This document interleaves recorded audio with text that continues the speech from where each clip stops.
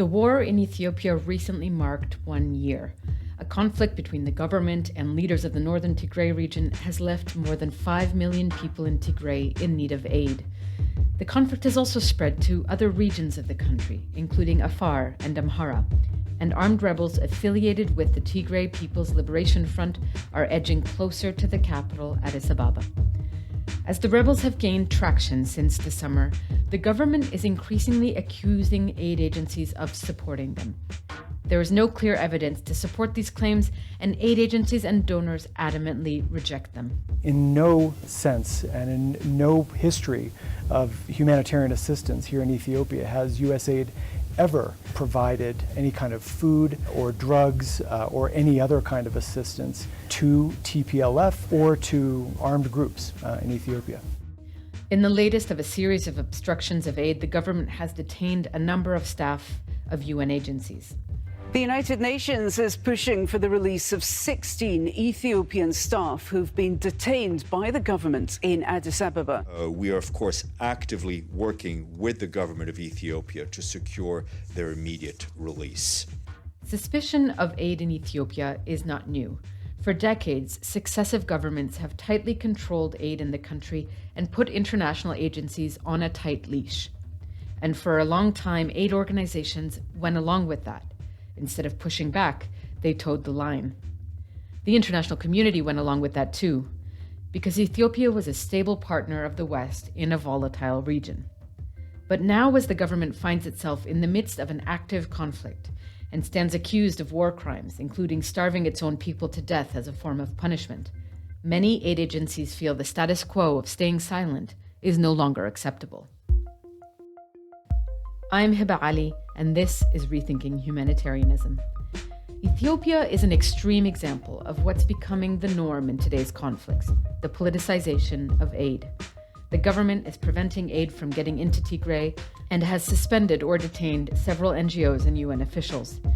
For their part, Tigrayans have accused aid agencies of being too close to the government and abandoning the Tigrayan people. Several aid workers have been killed.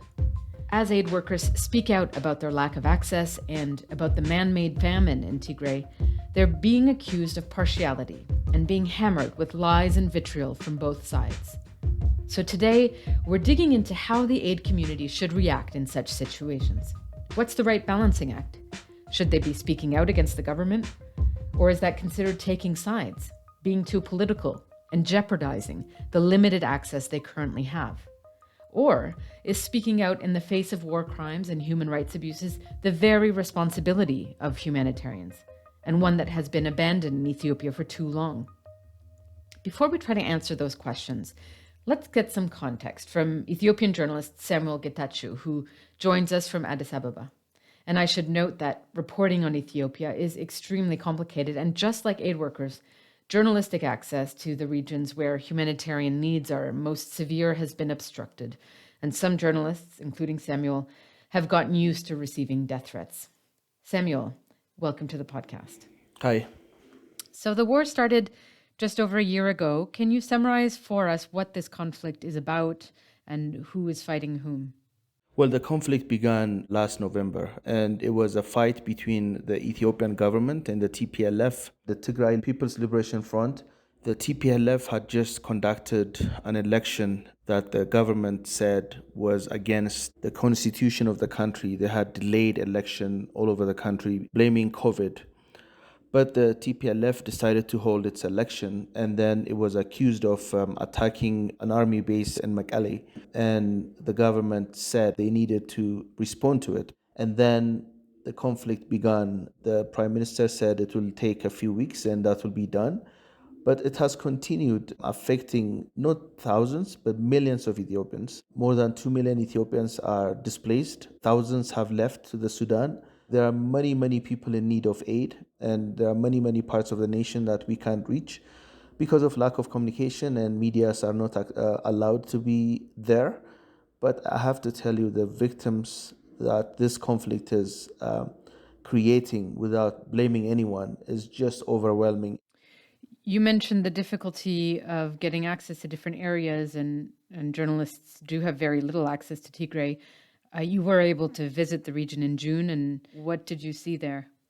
There are many people that are on the verge of facing famine, where they have little resources. You walk into a school which is supposed to be a school, it has become temporary residence area for the displaced. You go to Afar, there are hundreds of people who sleep under a tree, young kids who should be going to school. It's just an overwhelming conflict with no end in sight. The UN says close to 1 million people are facing famine. 91% of the population are in need of emergency aid. You have, among the things you've reported on, documented the obstruction of aid, and we have certainly documented that trend quite profusely. Can you tell us about some of the more significant constraints on aid by either side of the conflict? There are hundreds of trucks that are missing, even according to the UN. The Ethiopian government is saying it's being used in the conflicts. We've also seen the most senior leadership of the UN being, kicked out of Ethiopia, accused of some of the most serious allegations, including aiding the TPLF, where the Ethiopian government has declared as a terrorist organization. There are many accusations, not just to the aid workers, but to the media as well, distributing fake news, distributing weapons, all kinds of stuff. You talked about the government accusing aid agencies of supporting the rebels. Is there any evidence behind those assertions? The Ethiopian government insists the UN is supporting the TPLF organization. They have given an indication there is some evidence of that. The head of the UN in New York has asked to see the evidence. If there is any written document provided by the Ethiopian government to any UN institution about any of the 8 members of the UN that were expelled, I would like to receive a copy of that document because I have not had any knowledge of any of them. What is the public's perception of aid agencies in this conflict? Obviously, the government has its views or makes its accusations. The TPLF is also a party to the conflict, and information is always used as part of warfare. But what about the average Ethiopian? How do they view aid?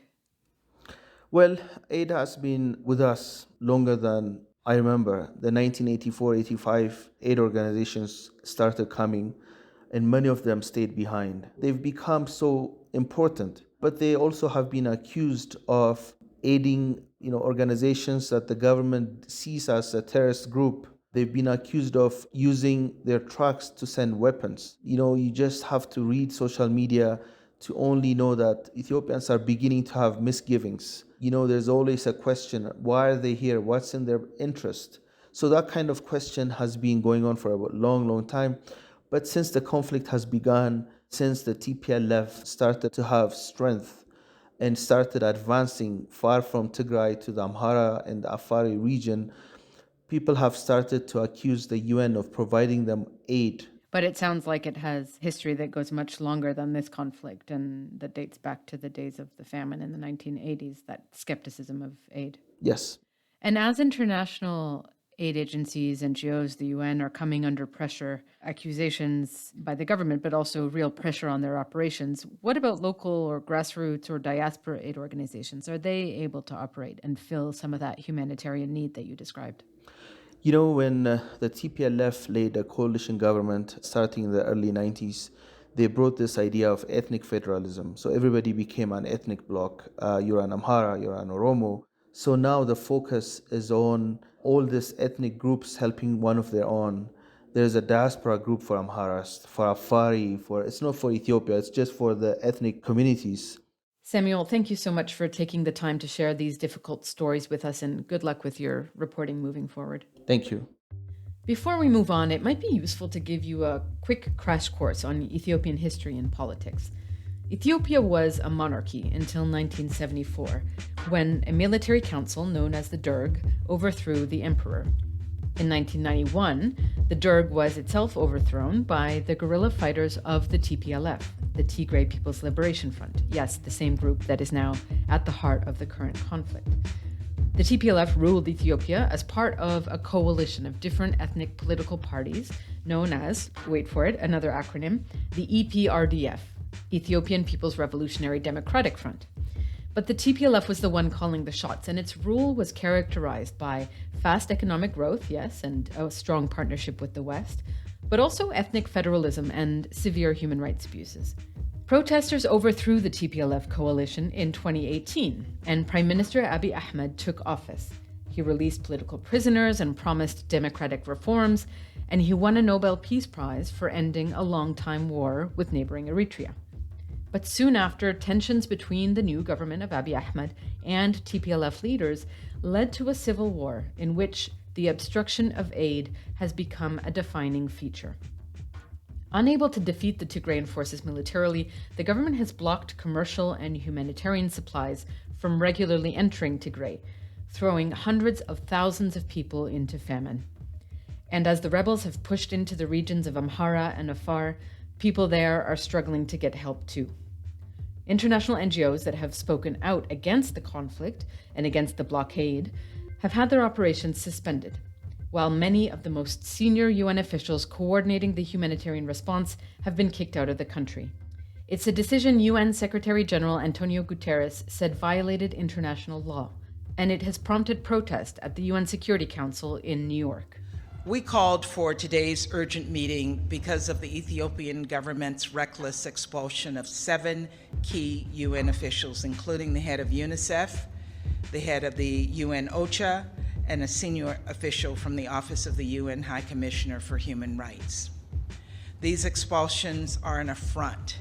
They are an affront to the Council, they are an affront to the UN, and they are an affront to United Nations member states and our shared humanitarian principles. But while the government has been repeatedly accused of blockading Tigray, it denies intentionally obstructing aid. There may have been bureaucratic, cumbersome processes, and in fact, at the beginning, the complaint from international humanitarian assistance partners was that there were so many checkpoints. So the checkpoints, in my understanding, at the beginning, which were 7, have been decreased, heeding to the complaints that were being lodged by humanitarian actors. The government also blames the TPLF for diverting aid supplies. All this has left aid agencies in a sensitive position, wanting to speak out against what they consider to be the intentional starvation of civilians, which is a war crime under international law, but worried about the consequences of doing so, both on their perceived neutrality and on their ability to continue delivering aid to those who need it. So what should they do? To help answer that question, we're joined in our virtual podcast studio today by Laura Hammond, a professor of development studies at the School of Oriental and African Studies. Laura has worked in the Horn of Africa since 1993 and joins us from Nairobi. Hello. Hello, how are you? Also with us is Ethiopian analyst Awol Allo, a senior lecturer in law at Keele University in the UK. Awol nominated Prime Minister Abiy Ahmed for the Nobel Peace Prize, but has since grown into a critic of the Ethiopian leader, and he joins us from London. Hi, Awol. Hello, hi. And finally, David Del Conte worked for many years in Ethiopia, including as Deputy Director of the UN Office for the Coordination of Humanitarian Affairs, OCHA. He's currently working with Refugees International on a campaign called Stop Tigray Famine, which aims to lift the blockade in Tigray. David joins us from the outskirts of New York. Welcome to the podcast. Good morning. So since the start of the war, we at the New Humanitarian have documented the repeated politicization of aid in Ethiopia, and I'm wondering how it compares with other conflicts that you've witnessed. Is this just par for the course now, or are we seeing something really different here? One of the things that strikes me now about this conflict is the pure vitriol that is being foisted on either side against the other side. The language of hate, the language of dehumanization. When you use such language and you dehumanize the opponent, then it's possible to carry out kind of worse war crimes against them, honestly. And I think both sides are using that kind of rhetoric in this conflict. Is it more political than other conflicts? No, it's different. It's got its own dynamics and its own history as well. You've been describing some of the vitriol against opponents, let's say, in the war. How does this compare in terms of the politicization of aid in particular? I think that the politicization of aid is very much tied to the politicization of information exchange. And when you have a vacuum of information, then you get these kind of conspiracy theories and rumors about people's real practices or real motivations. And I think that only makes it even more difficult to deliver humanitarian aid in these kinds of contexts, when one doesn't know exactly what the needs are, one doesn't know exactly who's doing what and what are the practices of humanitarian actors. There's a lack of information, what's happening with the conflict, but also what's happening with humanitarian access and delivery and what kinds of experiences people are having. And so politics of information is very much closely tied to the politics of humanitarian access. Awol, what do you think in terms of what we're seeing today vis-a-vis perceptions of aid in Ethiopia? Yeah, so there has been a very long history of in Ethiopia politicizing aid and also this very powerful narrative that goes back to the 1970s, 1980s, that TPLF has used Western aid to sustain its military operation against the Derg regime. That narrative is very central in terms of how people who saw themselves on the losing end of that war characterize and try to understand the unexpected victory of the TPLF. And also, this is happening in the context of a highly polarized, extremely divisive political landscape where highly bellicose narratives are used by not just ordinary individuals, but also the top leadership in the country. So you have all these kind of factors that facilitate and makes it easy for all sides to blame aid organizations. David. Information is power, and aid assistance is power. That is historical in Ethiopia all the way through from the fall of the imperial government through to the struggle to defeat the Derg. And if you look at even the NGO laws that were created in Ethiopia in the early 2000s, they're some of the most draconian in Africa, and they are the blueprint for repression that was used in Sudan and further afield into Sri Lanka even. The suspicion and guilt before innocence of the approach and how to view the aid community in Ethiopia is particularly strong. When we look at how the aid community is treated in Ethiopia, I think we also have to look at the wider political context and what trade-offs were made then that affect us all today, not just in Ethiopia, but worldwide. The politicization of aid is something that has been happening for a long time in Ethiopia, in the Horn of Africa. And something always comes to mind to me is familiarity breeds contempt.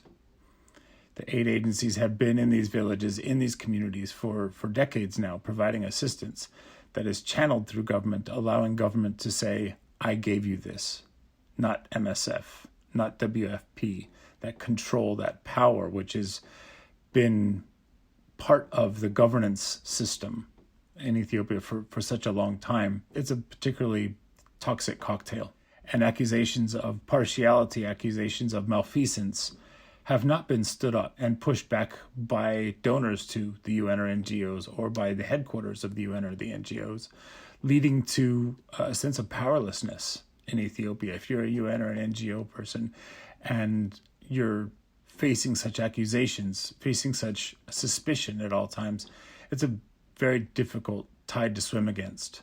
And you see a lot of people saying, okay, we're just going to ride the tide because we don't have any support to get out of this. What is riding the tide in this case?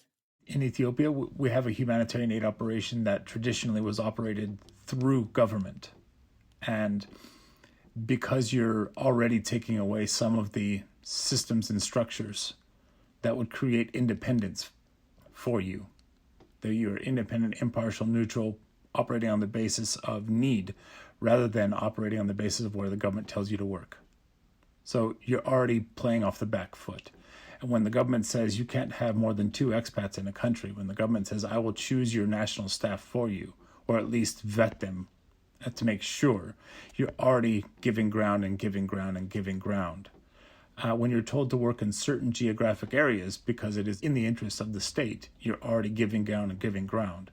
So the NGOs in the UN in Ethiopia have been facing that uphill battle since 2001 when these NGO laws were first introduced.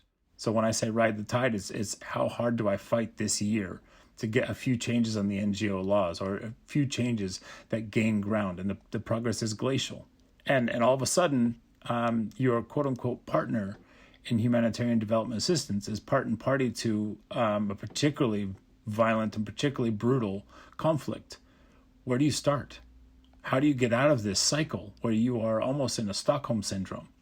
How do you change the way that your organization thinks and believes and acts, from the ground to Addis to headquarters? And so what are the answers to those questions, if we can jump into some of that? Because you can understand why, to some extent, the Tigrayan forces would say, you are in the hand of the government, you are playing by the government's rules, and so, you are, quote unquote, abandoning the people of Tigray. And on the other hand, the aid agencies likely feeling quite helpless that they can't control this and it's not at all their intention or their fault. What is the way out of that kind of a situation? The way that TPLF has phrased the UN and NGOs working for the government, they did that for 20-something years. They know exactly what they were doing before, so they can easily ascribe that title today. And this requires some pretty steady and sustained advocacy with them to say we are neutral, impartial. We're not part of what we were before under your government. And that sort of public positioning needs to happen consistently. And that would be a message to both. Meaning that when the TPLF were in power and NGOs were going along with government rules and procedures, because we weren't in a similar situation of active conflict, that can no longer fly, and that they shouldn't assume that that's the way NGOs are operating today. Yes, I just think there's some aggressive steps on independence that would have to be established and then followed up upon. Yeah, I would really agree with what David's just said, but just to kind of reiterate how difficult that process will be if it were to happen. It goes back to the Derg days, when the Derg was also very tightly controlling of the international humanitarian community. And so in some ways there are these similarities. If you now go to the TPLF and say, we're different, we work in a different way, you can totally understand why the TPLF would not take you seriously. They would say, no, we know that for the last 40 years you've worked in Ethiopia at our behest, at whoever the government is. So why should we think that things have changed now? And that is partly the fault, not of just of the humanitarian community, but also of the donor community, the diplomatic community, which I think has never really stood up, never really taken a strong stand with regard to Ethiopia, because they really wanted Ethiopia to be their best partner in the region. This island of stability in a troubled region, they often call it. And so they didn't really ever use conditionality very well. Throughout the EPRDF in 1991 to 2018, when there were severe human rights concerns, they didn't really insist on anything. They would raise diplomatic briefings and talk about human rights concerns, but never really use a consolidated, concerted effort to stand up to the government. And so, we are where we are. And it's not just because of this government or the previous government. It's a long historical relationship in which we have to recognize that the international community, humanitarian and diplomatic, have played their role. And I think that's also why the suspicion around the humanitarian community is, as Samuel was just describing it, so toxic in some ways. Again, that becomes even worse. The less information there is that's verifiable, the more those kinds of conspiracy theories can circulate. But what you're saying is that some of these suspicions are perhaps not justified, but at least understandable in terms of where they're coming from. Yeah, we must recognize how we got to this point and then try to understand it. Everyone has to understand what perspectives each side is coming from and try to take seriously their grievances. Understand their grievances has got to be the first step, I think. I think a second step is really thinking about some strategic contingency planning. What are some of the scenarios that might unfold in this kind of environment, and try to be less reactive to what's happening today, and think much more in the longer term about what's coming down the line. It's really important to kind of make a distinction between the kinds of issues that we encounter during peacetime and issues that we encounter during wartime. The level of humanitarian crisis that we see in Tigray, now also in the Amhara region, the Afar region, are really not the same as the kinds of crises that we have seen in the past. And here you have a deliberate decision on the part of a government that is responsible for everyone, including the people in Tigray, using food aid as a weapon. And this is not just a speculation. You see ministers, including the Prime Minister, arguing that if we let aid in, then there is no guarantee that TPLF fighters will not be using this aid. So you have a very clear policy on the part of the government to use starvation as a means of prosecuting the war, as a means of winning the war. And I think there has to be a distinction between what we see now, the kind of practices that we saw during EPRDF's period. You're absolutely right that EPRDF, TPLF, if it was on power today, it might have done the same thing. It might have used the same strategy because it has shown us the willingness and the determination to be ruthless towards human rights and humanitarian organizations. And partly also the government at the center today was part and a parcel of the then EPRDF. These are not entirely different people. The prime minister, the deputy prime minister, the foreign minister, everyone in the system were part of the system. So the thinking is basically the same. And I think there are also broader cultural issues around very strong belief in violence to settle differences. So as you say, these are maybe some of the same players, but we're in a new wartime reality now. Within that new wartime reality, to what extent have aid agencies been able to break away from those patterns of the past? When we see, for instance, MSF, Doctors Without Borders, or the Norwegian Refugee Council, the two organizations that were suspended, being quite vocal about the blockade, being quite vocal about rights abuses committed in Tigray, not willing to just stay silent and toe the line. Is that a positive thing in the sense that they've learned some lessons from the past, or is that exactly what's getting them into a difficult spot right now? I'm interested in that balance between speaking out against atrocities versus staying silent to maintain access. Although I guess in this case, maintaining access hasn't really been a successful strategy for anyone. The fact that an aid organization talks about people starving to death is not a political statement. That's what humanitarian actors are there to do. They're there to know who needs help and how to help them. And if they then shine a light into the fact that there is need in a particular area, then that shouldn't be politicized. And it has been in this conflict, and it has been in previous conflicts as well, in previous kinds of humanitarian situations throughout in Ethiopia's recent history. One of the many worrying features of this conflict has been the idea that humanitarian actors, whether it's MSF or whether it's the UN staff who've been expelled from the country, are not allowed to comment on humanitarian conditions because that, in a sense, is taking sides, is extremely dangerous and is a misreading of the role of what humanitarians are there to do. If a humanitarian organization is speaking out about the needs or the problems relating to delivering upon those needs, that is purely humanitarian. But specifically, as it relates to today, there are lessons that we can draw from other contexts. We work for people. We don't work for governments. And that's in the humanitarian development discussion is very often lost.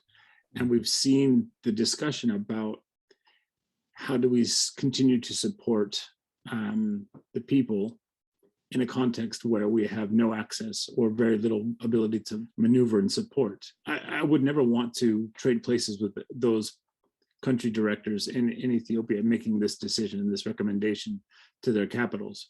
But it's almost beyond what my mind can imagine, keeping silent in this moment. David, you're now running this campaign called Stop Tigray Famine, and I don't know the extent to which a traditional humanitarian agency would be willing to take such a strong, what I would consider a political line in defense of those it considers to be in need. Is the answer almost being more honest about the need to be political in certain situations like this?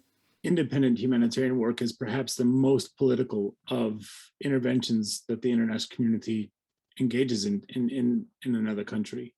You can't feed your people, so we're going to come in and do it. It's a very political act. The work in itself is a highly political act because a state is not able to or is unwilling to meet the needs of the population. So I think that humanitarian agencies have long struggled with that truth. The work that we are doing is reported to other governments that are political.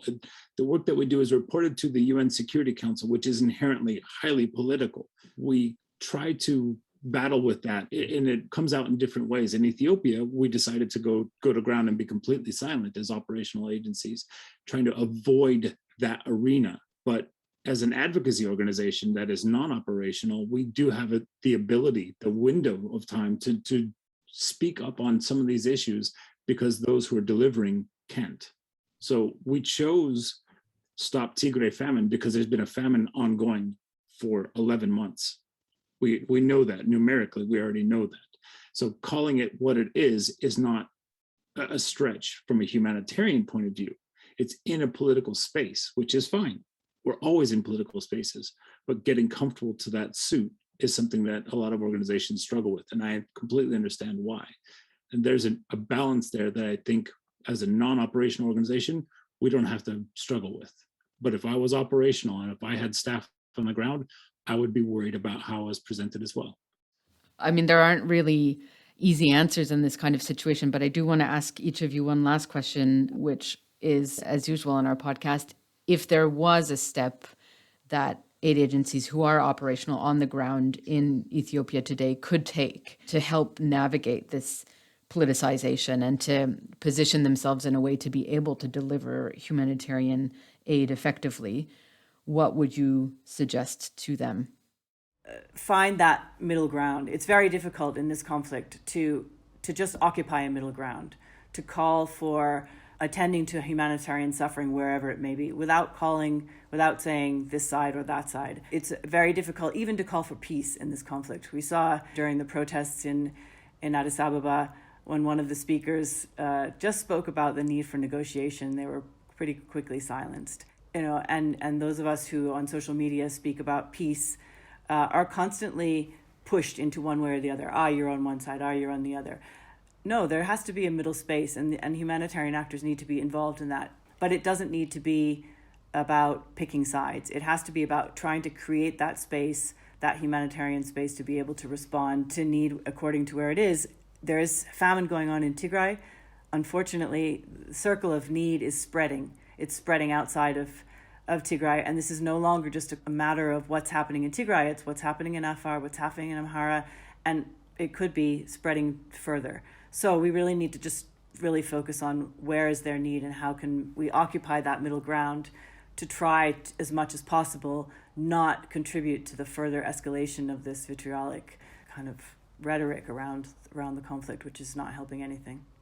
Well, practically, how do you occupy that middle ground? How do you create that space to be able to operate and to be not perceived as on one side or the other? I think understanding the kind of political fault lines, social cleavages, the ideological debate in the country would be helpful in terms of navigating the different accusations that might come your way at a practical level.